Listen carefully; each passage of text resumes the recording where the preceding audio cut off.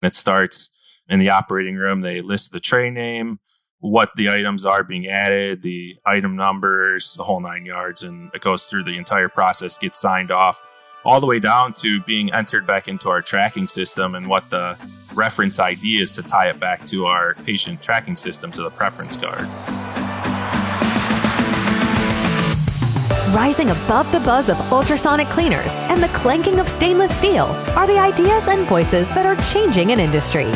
You're listening to the Beyond Clean podcast, the central nexus for the people, processes, and products that are improving our sterile processing world.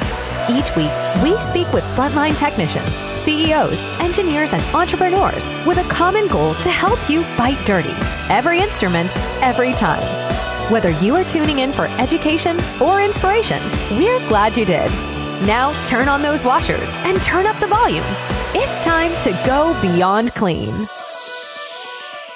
This week on Beyond Clean, we speak with Nicholas Day, the manager for Central Sterile Processing at a couple of community hospitals, also with responsibility over high-level disinfection. And we're going to be talking about instrument protection, tray setups. If you're in sterile processing for any amount of time, this topic is going to confront you, Bobby. I guess maybe day one is when you get confronted with tray setups and the importance of putting all these pieces back together in the way that they should go.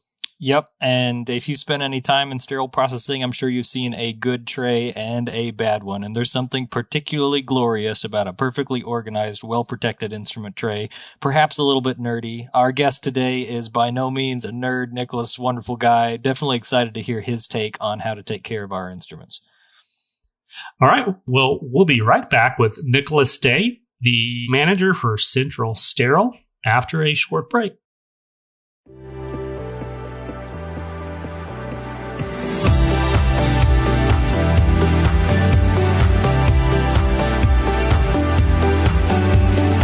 I'm Justin Poulin.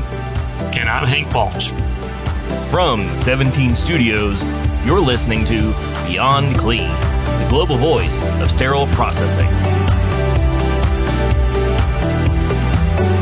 All right, joining us today is Nicholas Day, the manager of Central Sterile Processing at 2 separate community hospitals, also in charge of the high-level disinfection at those facilities as well. Nick, I know we've seen you around LinkedIn for years. I've actually got a chance to meet you once or twice at various conferences in the industry. And just recently, you presented at one of our virtual conferences. So I don't think you're going to be a new name and voice. But just in case, can you give us a little background about who you are and how you got into sterile processing?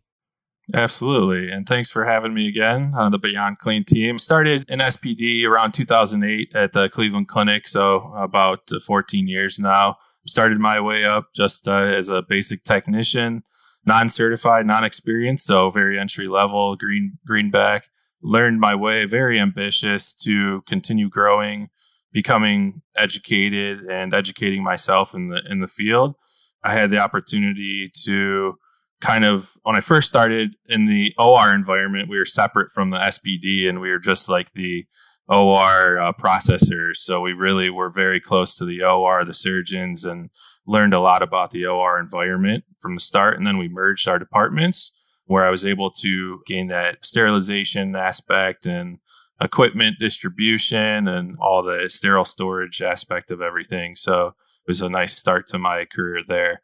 From there, just continue to adapt and be very eager and hungry to grow and learn. Became certified and then moved up.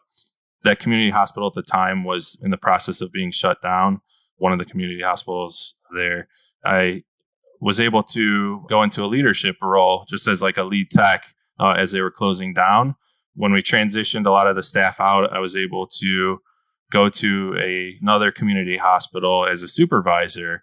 So just continuing to adapt and evolve to the leadership there. Took a lot of leadership training courses, the Cleveland Clinic, and continued to adapt and eventually found myself into a manager's role at the Cleveland Clinic there, where I spent a few more years, and then transitioned over to University Hospitals, where I'm currently at for the past 4 years or so. So it's been a journey, and wouldn't change it for anything. And I love this field, love the patient care aspect of it, and that's where I'm at. So I have a question here. It's going to sound like it's out of left field, but just trust me, I'm going to tie it back in here a little bit while. So I remember the first time I met you, I didn't realize how tall you were, right? Like I had only ever seen you through LinkedIn, and then like you walk up at a conference and I'm like looking up like, hey Nick, what's up, dude? So how does being tall impact your life in sterile processing? And I'm going to throw out like one particular question.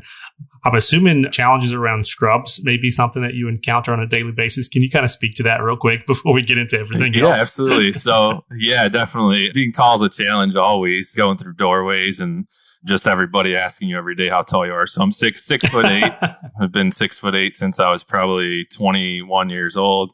So I'm 38 now for reference. So yeah, spending that amount of time in sterile processing, scrubs aren't too big of a deal. I'm just, like a 2X. So those are pretty easy to come by. But ergonomics, another thing, when I was a frontline tech in decontamination at the sink, we started when hydraulic sinks weren't even a thing, or they were just coming out. We weren't fortunate enough to have one. So we had a sink that was below my waist, and just bending over at the sink all day, breaking my back, and then, prepping at the prep table, same thing, just low. So finding ways to, spread my legs and get a lower equilibrium and try to have the best ergonomics I can. I'm fortunate enough to have a pretty in shape body. So, but it's been fun.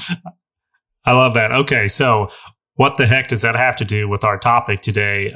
We're talking about instrument tray protection and tray setups.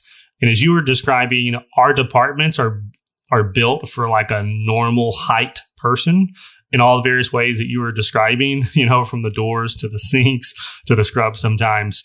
And our trays are built the same way. They're kind of built for an average size instrument, an average type instrument. And then we got all these different sizes and complexity of instruments, which makes it fun. That's why we have you on the show today, to talk about that topic, not your height. As we get into that, then let's talk about the status quo instrument tray setup. And, maybe bring it down to like the lowest level here, just kind of intro, if you were describing this topic to new technicians, maybe coming into the industry, like what's most common out there in approaching your tray setup? Like what are people going to see in random hospitals around the country today? I'm kind of torn because I think obviously you have the wrapped tray and a containerized set. So whether you're talking about a wrapped set or a container set, they're kind of set up internally the same. But as far as packaging systems, you do have those two different ones. Packaging your tray from a very basic standpoint, you have your stringed instruments, your retractors, your forceps, any kind of sharps segregated in the tray. So just, a general layout of a tray, whether it be wrapped or containerized, if that makes sense. So yeah. So, Nick, I'm sure you would say not all tray setups are equal in terms of how the instruments are organized in a tray, how they're, intentionally laid out, which instruments get protected. So tease out for our audience what are some of the challenges or process failures that can happen because of an inadequate tray setup, and maybe an example of one of those that you've seen. Absolutely. Again, going back to a wrap or containerized tray, obviously, if your facility doesn't have the space, you're not going to be containerizing sets. If you don't have the money, you might not be able to purchase containerized sets. Looking at a wrap tray versus containerized tray, issues could be not utilizing tip protectors appropriately, not protecting your instruments from a weight perspective. So if you're having your heavy stuff over your light stuff, whether you bag up forceps or use foam dividers to roll up your forceps and your knife handles, things amongst those nature. So, not finding a tray coming to the OR just all thrown together, nothing strung up, like it comes back down to decontam most times. So, yeah. Oh, yeah. Man, you went there. Yeah, you went there. That's kind of a question, that sterile processing techs bat around sometimes is, well, what would happen if we sent the tray up the way that we get it back and decontaminate? And that's kind of a saucy question, right? But it gets to the heart of our conversation in this tray setup, because you're right. There's something that very intentionally happens out of the decontamination, out of the cleaning, after inspection. It's not the same thing that happens after the surgery is complete and then all the instruments are just going back in the tray. There's some thought and then some strategy around it. So, going back to Bobby's question, is you're training, new technicians again, kind of through that lens.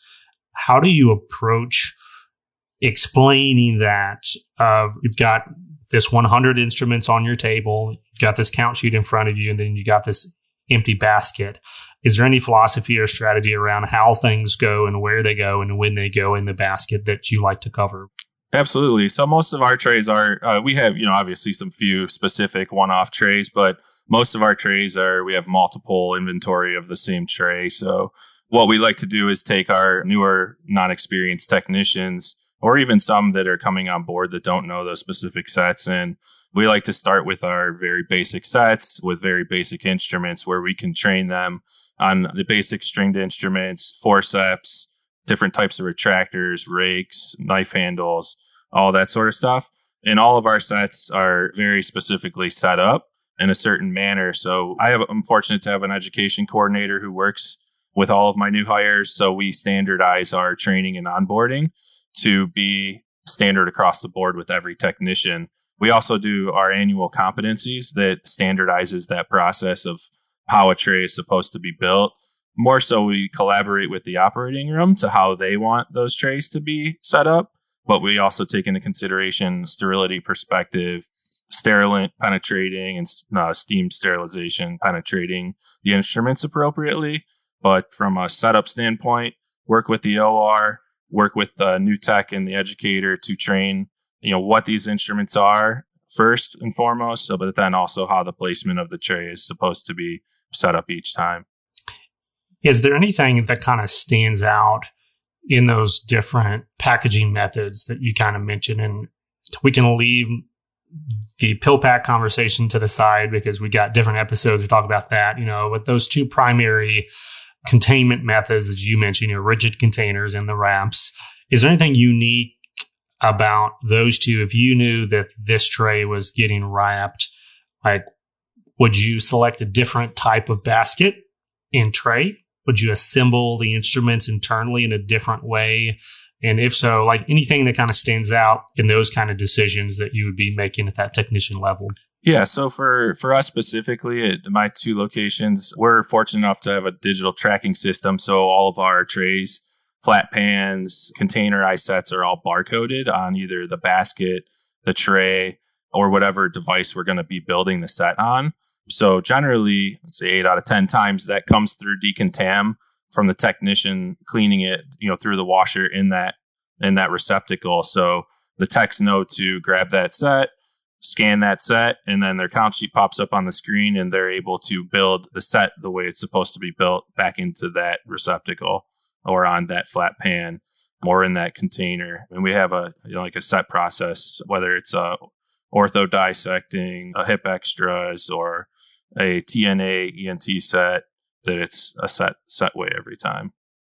As far as protecting it, like you said, they're just different modalities of how we do it, like using tray liners, underguards. We use a tray liner in our containerized sets. We'll use an underguard under our flat pans or our wrapped containers, things like that. Yeah, that's so helpful having that digital tracking system and getting everybody doing it the same way every time so that when your OR is receiving the set, they know what to expect when they open it. I always gave my team the illustration of a Snickers bar. If the packaging was in sideways one time when you went to the Walmart to buy it, you wouldn't trust what was inside that thing, right? You want it to look the same way every single time. So that consistency is real important. So Nick, can you walk us through some of the specifics of the types of instructions you've got for your technicians as they build those trays? You mentioned maybe not putting the heavy ones on top or using some instrument protection, like putting your forceps in a foam roll. What are some of those instrument protection pieces, and what do you see that would need instrument protection or would complement a good tray setup? Sure. So yeah, some of the things are right off the top of my mind that we do. We utilize our tracking system again to create some notes in our prep and pack. When they pop the tray up and they start to prep and pack it, under each item you can put a note, or you can actually build sometimes right in the title or description of the single item or instrument.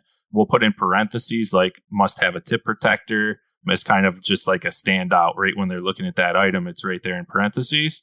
So those are a couple of the little things we do. A lot of it, honestly, is just straight up through the hands-on training and training checklists and competencies that we do. And then just the technicians retaining that information. We'll hear about it from the operating room if a tray makes it up and it wasn't packaged properly, or there wasn't tip protectors on a skin hook, or things like that. The OR, going back to my presentation from the conference, we utilize a real-time quality tracking. So that's something we'll go back and work with that tech to do some re-education if they have been off course on how they process the tray. I want to go into that collaboration piece a little bit more because you've kind of mentioned it a couple of times, and it's in the context, though, of your own standardized training. And so there's got to be some give and take even within the operating room customer side, because there may be a certain nurse that likes it a certain way, and there's another nurse or there's another tech that likes it another way. How do you navigate and build that collaborative spirit that it's not just sterile processing down there and they're going to assemble the trays and set them up the way that's easiest for sterile processing, but then also balance, yes, but we have customers that either need it or want it a different way. So how do we kind of build that bridge? What have you found be successful in that conversation? Sure. So one quick thing we do right on hire with all of our new employees is we have the OR technicians, surge techs, and the nurses come down and shadow for at least a couple days down in CSP. So they're working in prep and pack. They're getting to understand how our tray setups are when they're working with our technicians. And then we also send our new CSP techs up to the OR to shadow in the operating room to kind of see how the workflow of opening, sterile technique, how they're utilizing the instrumentation. So that's one piece. The second piece would be we have service leads pretty much over every service. And if I had to pick some more critical service lines, would be cardiac, vascular, with a lot of your very delicate instruments where we really have to have a defined process in how those sets are put up and protected. So we collaborate with the operating room and those service leads and the OR manager and leads to meet, weekly and monthly, review things that need to be reviewed as far as updates to sets. We have a collaborative process of communicating via a share drive, actually, where we have an Excel sheet where we make updates to sets and document who's responsible, the time frame, instruments out for repair for sets and on order. Yeah, and that documentation piece is key, right? Because when you make a change, there's always the question like, well, who approved that? So, yeah, that's really useful. Yeah, we actually have a sheet that we follow, like for a new set or in addition to a set, we follow it through the entire process, and it starts in the operating room. They list the tray name, what the items are being added, the item numbers, the whole 9 yards, and it goes through the entire process, gets signed off, all the way down to being entered back into our tracking system and what the reference ID is to tie it back to our patient tracking system to the preference card. So it's pretty valid. Yeah, it's good to have that airtight. So your service line coordinators, if we had your, vascular and cardiac coordinator here to tell us about their baby, their trays that they've set up to protect those delicate instruments, because those are the ones that need the most protection. They're the most at risk for damage. What would they describe for us? Can you walk us through maybe some of the practical things you do to protect some of those micro instruments or delicate instruments? Sure. So, yeah, we utilize some, like for our bulldogs, some fine micro things like that. We'll utilize some wire mesh containers within the set. We've used some small plastic containers and try to segregate some of the smaller stuff and more delicate stuff, but really going back to those service leads, collaborating with us and them and the physician to understand what they actually need in those cases is huge. We find that we have to go back. We'll have surgeon A, B, and C, and surgeon C leaves, and then surgeon A and B don't need what C needed, so we have to change the tray and reorganize it, or surgeon A wants to add something that B and C don't need. So we figure out how to make that work for all three surgeons the best we can. And yeah, really protecting, having just the critical instruments needed for the case. Finding the best way and the best container or tray system to separate and organize it all. Okay. So would you say when it comes to instrument protection, there is such a thing as too much? Are there too many instrument protectors that can be put in a tray? Oh, absolutely. Yeah, there's requirements per the manufacturers. So you need to pay close attention to the IFUs on things like as easy as, I believe it's from 3M, the scissor cards. I've caught people putting more than like one of those in a peel pack, and you can only do so many, or in a tray. You can't put them in a tray. So there's specific things you have to make sure you're following the IFU, that you're not using too many. You always want to make sure you're obviously protecting and doing the minimum, I guess, and covering every single sharp that you have, whether it be in with a tip protector, in a foam protector, or a card, a paper pouch. So yeah, that's helpful. And I guess to your point, as you're talking about collaborating with the OR, it's important to think about, as you're spending this time packaging up all of these tip protectors, somebody in the OR is going to have to unroll all of those foam rolls and take off all of those tip protectors. And so that's really important. We talked a bit about protecting micro instruments from damage, but is there anything else that you think of? I think you mentioned maybe some sharp instruments needing tip protection as well. Any other considerations for tip protection? Don't think so. Like for us, like cerebellar retractors that are sharp, we utilize one where it'll help keep the instrument open, but also protect the sharp tips. Rakes, different size tip protectors. There's probably over 1,000 tip protectors in the market to fit every size instrument that you can find. But like you said, each one of those tip protectors can be a retained foreign object. So you got to keep in mind your OR team and work with them to ensure that it's not going to be costing them too much time to, start that case and take all that stuff off, and that they're being protected from, breaking a glove. And that you're using the correct design tip protector for the right device. Because you see people using like a tip protector maybe for an osteotome, and they're trying to slide it over a Wheatlander retractor, and it's just like, yeah, that's not how that was designed. So then it makes it extremely difficult to get off in the OR.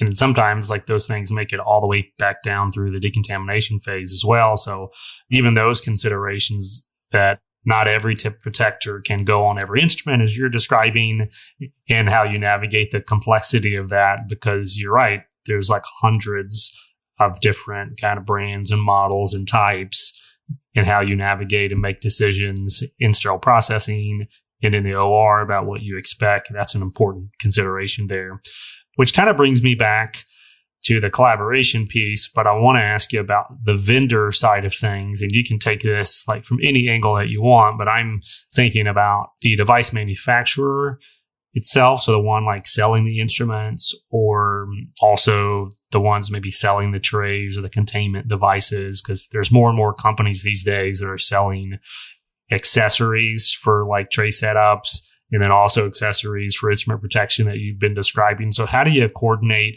and collaborate with those guys around these kinds of solutions that you put in place? So I have a couple points for that. I guess one would be when people upgrade their power systems, for instance, you go with a Striker power. Some people always forget about the sterilization containers that are made to go with these power systems, to run them through the washer, or, hold them in the right position and separate your attachments. But those are critical things if you want to have an efficient process, keep your stuff all together. Some people just throw them in a loose flash pan. I've seen at several sites I've been in, and just sterilize them in an open wash pan and just wrap it up. So that would be one thing. I think it's critical to make sure that you're working with the manufacturer to look at your sterilization modality of how you're going to sterilize those new sets that you're getting in. The second part would be like vendor trays, like consignment trays. It's critical to work with those, with your sales reps and vendors, to have them provide the appropriate count sheets and inventory sheets of each item in each set when they're bringing those in.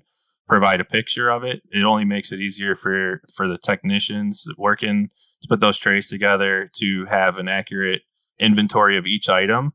But beyond that, to make sure that they're coming in the appropriate container. I found several companies I won't name, they'll just bring what they call junk drawers in of instruments, and they call it doctor's specials. And it has no place and no separation, and it's like scary to think that that's being sterilized appropriately. So I always question them and make them separate it out better or whatever, and make sure that we're meeting, the 25-pound capacity limit there.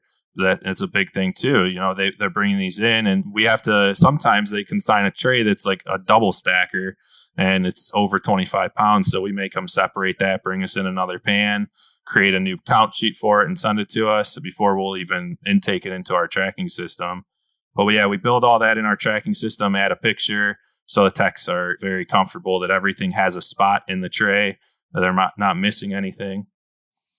Yeah, and I just want to underline and highlight and thank you for bringing up patient safety in this discussion about instrument protection, right? So part of this is about protecting the assets that sterile processing has, protecting that relationship with the OR and their preferences, protecting the efficiency, but at the bottom line, we're protecting patients. And so as you mentioned, having instruments that are arranged appropriately to get that sterilant contact, having instruments that are meeting the validated weight limitations for our sterilizers, for our sterile packaging, absolutely urgent and important. So thank you for bringing it around to that. Nick, as we are drawing our conversation to a close, I can tell that you are a crusader for instrument safety. And so on your crusade to send a tidal wave of instrument safety out across the world here, what are those 1 to 2 things that you want our listeners to take away from this, something that they could go and do today for instrument safety and patient safety?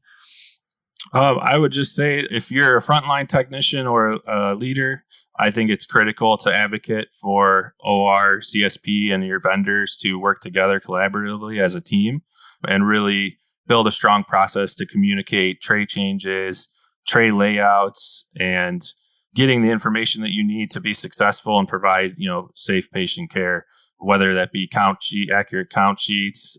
Whether you have a tracking system or not, you can, develop accurate count sheets on paper. It just takes somebody more time to do because you have to get in there and do the fine details in Word. But yeah, that'd be my biggest thing. Collaboration, communication amongst, those 3 key people is critical in our area, and be an advocate to go out and ask and help find a way to make that happen. I love this conversation, Nicholas. And I know it's the beginning of a lot of conversations probably out there for folks who haven't really sat down and questioned why are they doing what they're doing? Why are they protecting the equipments they're protecting? Why aren't they protecting other equipments that maybe need to be protected? So if anybody wants to track Nicholas down, he is on LinkedIn. Go look him up. And I'll try to tag him when we release this episode through social media. But Nicholas, I just want to appreciate your contributions, like Bobby said, to patient safety in having this conversation and, being willing to come on the show today to share your insights. Thank you. Appreciate it.